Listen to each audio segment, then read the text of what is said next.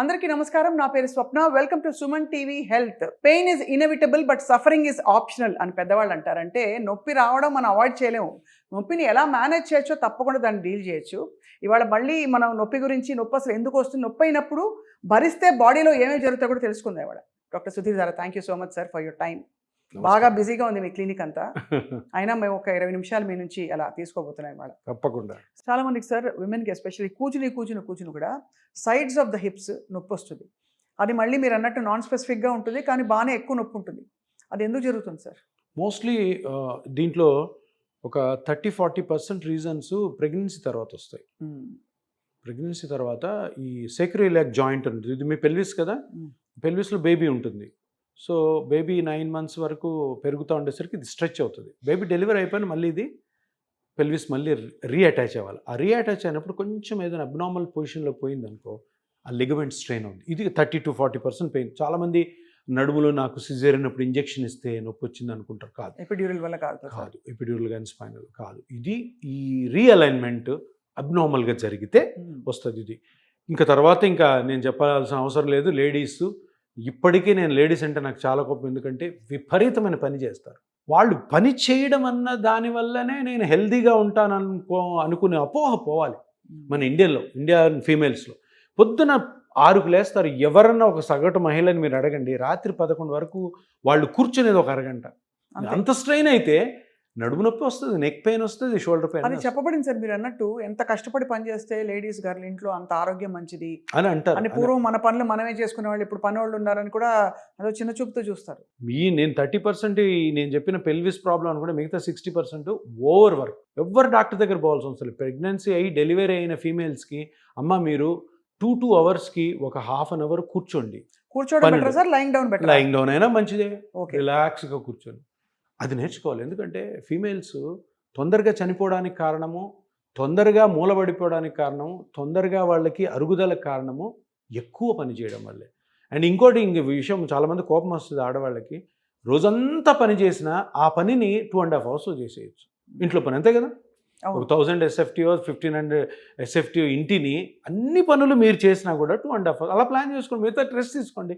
ఈ నడుము నొప్పులు రావు, ఈ మోకాళ్ళ నొప్పులు కూడా చాలా రోజులకి పోస్ట్పోన్ అవుతాయి. అద్భుతంగా చెప్పారు సార్. ఇది ఐ థింక్ చాలా కంపాషనేట్గా చెప్పారు ఫర్ విమెన్. మేము రోజు చూస్తుంటాం, నా దగ్గర రోజుకు 60-70 మంది లేడీస్ వస్తారు, వాళ్ళతో ఫైటింగ్ జరుగుతుంటుంది. నాకు అమ్మ మీరు చేయకూడదంటే లేదు. 75 ఏళ్ళకు కూడా మా ఆయనకి నేనే వండి పెట్టాలి. మా బంధువులు వచ్చారంటే, నా మనవరాళ్ళు వస్తే నేనే ఎత్తుకోవాలంటారు. కాదు, సృష్టి ఒప్పుకోదు దానికి, నేచర్ ఒప్పుకోదు. అండ్ నేచర్ కోపం వస్తే మనమే సఫర్ అవుతాం. సో అలా రెస్ట్ తీసుకోవడం వల్ల ఏ మసిల్స్ని వాళ్ళు కాపాడుకుని దాని లాంగ్ లైఫ్ పొడిగించుకుంటారు? మోకాళ్ళు, ఎనీథింగ్, బ్యాక్ కానీ, షోల్డర్ కానీ, నెక్ కానీ, యాంకిల్ కానీ, హిప్ జాయింట్ కానీ, ఏది వస్తుందో ఎవరికి తెలియదు.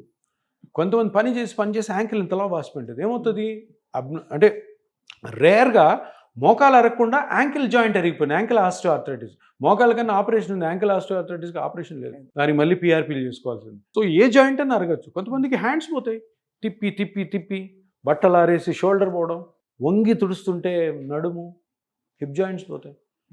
ఇవన్నీ కూడా నేను ఒక్కటే చెప్తున్నాను మా పేషెంట్స్కి, ఇవన్నీ మీరు ఒక 30-35 yearsలోనే మీకు కానీ కనువిప్పగలిగితే మీరు ఫ్యూచర్లో ఇటువంటి కండిషన్స్ కోసం డాక్టర్నే కలవాల్సి ఉంటుంది. అలా మీరు ముందు జాగ్రత్త తీసుకోవాలి అంతే. ఇప్పుడు సొసైటీ చేంజ్ అవ్వాలి. సరే, ఎక్కువ మందికి నడుము నొప్పి వచ్చినా, కాళ్ళు వచ్చినా మా దగ్గర పేషెంట్లు ఎక్కువ వస్తారు, కానీ అది ముఖ్యం కాదు. మనం ముందే ఒక పేషెంట్ మన దగ్గరకు వస్తే ఒక 100 మంది, అట్లీస్ట్ ఒక 50 మంది కన్నా కానీ ఈ పేషెంట్ ద్వారా చెప్పించాలి, అమ్మ మీరు ఇప్పటి నుంచే జాగ్రత్త పడండి, మీరు ఏ డాక్టర్ దగ్గరికి వెళ్ళాల్సిన అవసరం లేదు, లక్షలు ఖర్చు పెట్టుకోవాల్సిన అవసరం లేదు. ఇక్కడ 2-3 స్పెసిఫిక్ పాయింట్స్ అడుగుతాను sir before we wind up. ఈ జిమ్కి వెళ్ళడం అనే పద్ధతి, what is your opinion honest? ఎందుకంటే వేలకు పోస్తాం, జిమ్కి వెళ్ళే వాళ్ళు చాలా ఫిట్గా ఉంటారంటారు. మజిల్ బిల్డింగ్ అనేది, స్ట్రక్చర్డ్ బాడీ అనేది చాలా అందంగా చూస్తాం మనం. మీ ఒపీనియన్ ఏంటి సార్? మీరు చిన్నప్పుడు మీరు జిమ్ ఎప్పుడైనా చూసారా? చూడలే. డాక్టర్లు చెప్పారు ఉండేది. అది ఎవరు వెళ్తుంటారంటే అప్పుడు స్పోర్ట్స్ పీపుల్, బాగా డబ్బున్నోడు. మనం జిమ్ను చూసి నేను శ్రీశైలంలో సున్నిపెంటలో ప్రాజెక్ట్లో చదువుకున్నాను, తర్వాత నాయుడుపేట అనే ఊర్లో చదువుకున్నాను. ఎక్కడ జిమ్ములు ఉండేవే కాదు. నాకు 53 ఏళ్ళు. ఇవి కొన్ని హెల్త్ పరంగా కమర్షియల్ యాక్టివిటీస్ కొన్ని జరుగుతాయి. డాక్టర్లు ఎవరు చెప్పరు, మెడికల్ బుక్స్లో ఉండదు, ఎక్కడ రీసెర్చ్ ఉండదు వీటి మీద. ఇప్పుడు మీరు పారాసిటమాల్ తలనొప్పికి వేసుకున్నారంటే దాని వెనకాల పెద్ద రీసెర్చ్ ఉంటుంది. Paracetamol is the best drug for headache అని మెడికల్ బుక్స్లో రీసెర్చ్లో ఉంటుంది.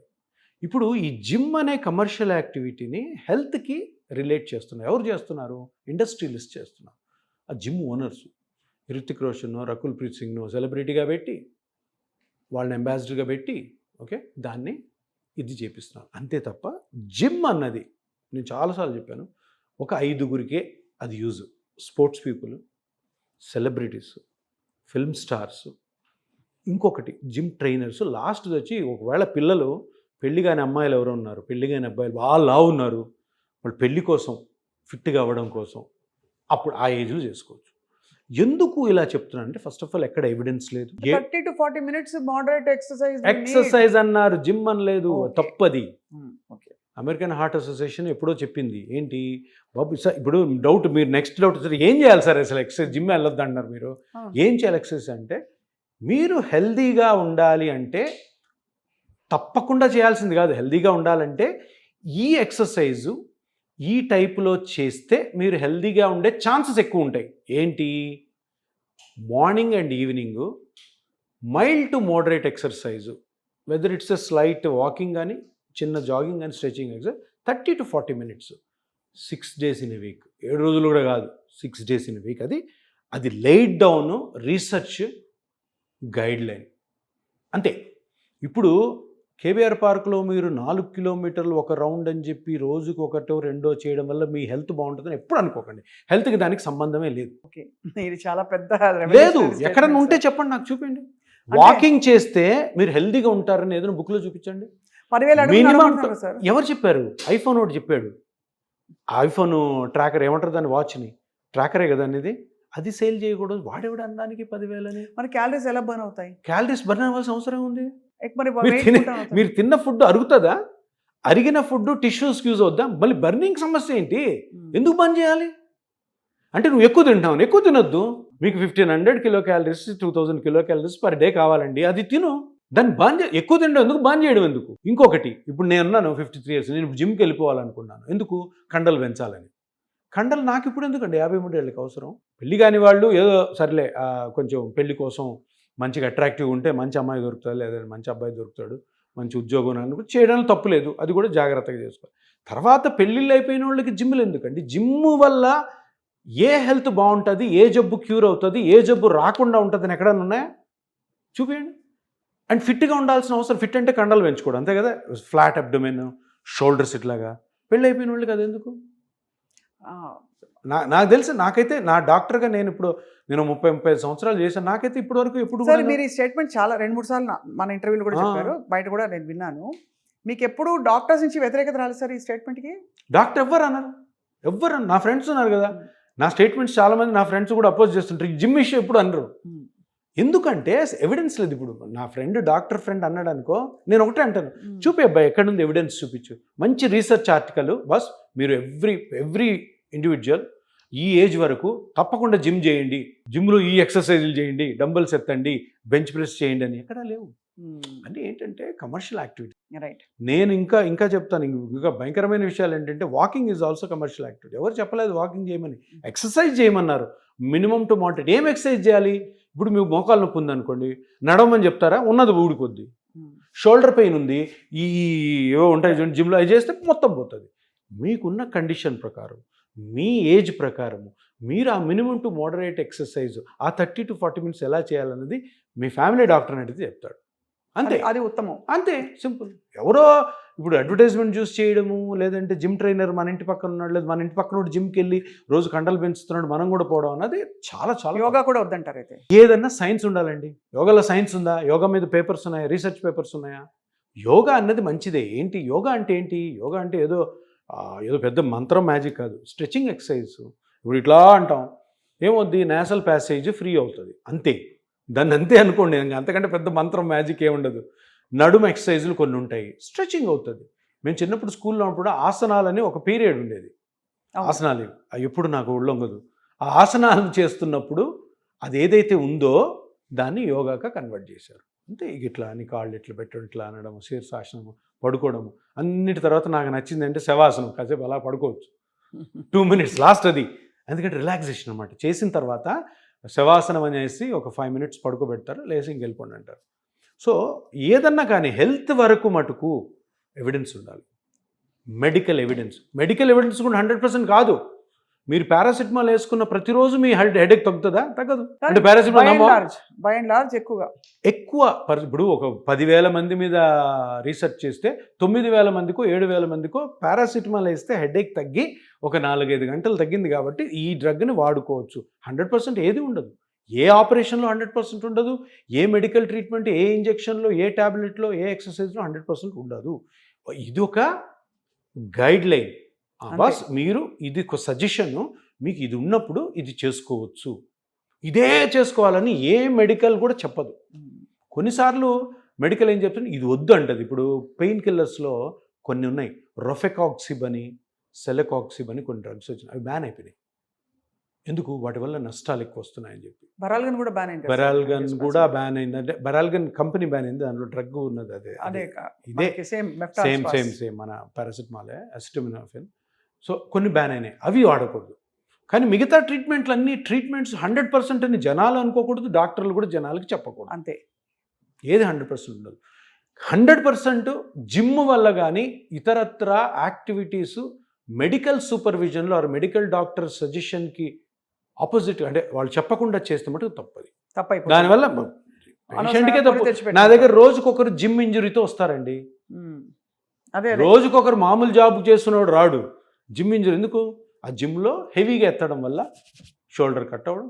మాకు ఇప్పుడు చాలామంది 40-45 ఏళ్ళకి బ్యాడ్మింటన్ స్టార్ట్ చేస్తారు, 55-60 కూడా ఆడతారు, 55లో మోకాలు ఏదో ఎగిరి కొడతారు. సో ఇవన్నీ కూడా కేర్ఫుల్గా ఉండాలి. ఎందుకంటే ఇవన్నీ కేర్ఫుల్గా ఉంటే డాక్టర్ దగ్గరికే పోవాల్సిన అవసరం లేదు. ఇప్పుడు ఈ 10K రన్లు 42 కిలోమీటర్లు చూడండి, ఆ మ్యారథాన్ అన్నది ఇది దట్స్ దాని అథ్లెటిక్ యాక్టివిటీ. అది ఒక స్పోర్ట్. అది ఆ స్పోర్ట్ని మీరు కామన్ మ్యాన్తో ఎట్లా చేపిస్తారండి? చాలా మంది గవర్నమెంటే ఇది చేస్తుంది, వాళ్ళకి తెలియదు పొలిటీషియన్స్కి. మ్యారథాన్ ఇప్పుడు ఎప్పుడు పరిగెత్తున్నాడు, 5 కిలోమీటర్లు పరిగెత్తి ఏమవుతుంది? హార్ట్ అటాక్ రావచ్చు, మోకాళ్ళు ఎరిగిపోవచ్చు, నడుము పట్టేయచ్చు, అనవసరమైన డిహైడ్రేషన్ పోతారు. అదొక స్పోర్ట్ యాక్టివిటీ. చిన్నప్పటి నుంచి చేస్తూ దాన్ని స్పోర్ట్స్లో ఒలింపిక్కి వెళ్ళు, నేషనల్ గేమ్స్కి వెళ్ళు. ఇది ఇక్కడ పరిగెత్తించడం ఏంటి? ఆ పరిగెత్తించడం కూడా ఎందుకు పరిగెత్తిస్తున్నారు? వాళ్ళ బ్రాండింగ్ చేసుకోవడానికి. ఒక హాస్పిటల్ వాడు వస్తాడు, ఆ మ్యారథాన్ అంటాడు. తర్వాత జ్యువెలరీ షాప్ వాడు వస్తాడు, వాడు మ్యారథాన్ అంటాడు. దాన్ని వీళ్ళు ఎవరు ఐఏఎస్ ఆఫీసర్ను, మినిస్టర్ను పేరు తప్పది. సర్లే, వాళ్ళకి ఐడియా లేదు, డాక్టర్లని చెప్పాలి కదా. మ్యారథాన్స్ అనేవి చాలా డేంజరు. ఇప్పుడు ఆ మ్యారథాన్లో ఒక 5,000 మంది పరిగెత్తి ఒక 3-4 అరే రోజు పరిగెద్దాంరా అని ఉంటారు. డాక్టర్ని కన్సల్ట్ అయ్యి నడుము నొప్పి, మోకాలు నొప్పి. ఇప్పుడు మనం చూస్తున్నాం స్ట్రెన్యూస్ ఎక్సర్సైజ్ చేసి ఎంతమంది సెలబ్రిటీలు చనిపోవట్లేదు? అమ్మో, కర్ణాటకలో ఒక ఆయన చనిపోయాడు, ఆంధ్రప్రదేశ్లో ఒక పొలిటీషియన్ చనిపోయాడు. ఇంక మన రీల్స్లో చూస్తూ ఉన్నాం, డ్యాన్స్లు వేస్తూ చనిపోయేవాళ్ళు, జిమ్ములు చేస్తూ సార్. ఎందుకు సార్, మొన్న చాలా పెద్ద మీరు అన్నట్టు కరెక్ట్గా ఒక అమ్మాయి స్టేజ్ మీద ఏదో ఫేర్వెల్ స్పీచ్ ఇచ్చి కొలాప్స్ అయిపోయింది. మొన్న బ్యాడ్మింటన్ ఆడుతూ పడిపోయాడు. అన్నీ కూడా ఇవన్నీ అందరూ అర్థం చేసుకోవాలని సింపుల్. అది రాకెట్ సైన్స్ ఏం కాదు. హెవీగా స్ట్రెయిన్ అయినప్పుడు హార్ట్ సడన్గా స్టాప్ అయిపోతుంది, అంతే కదా.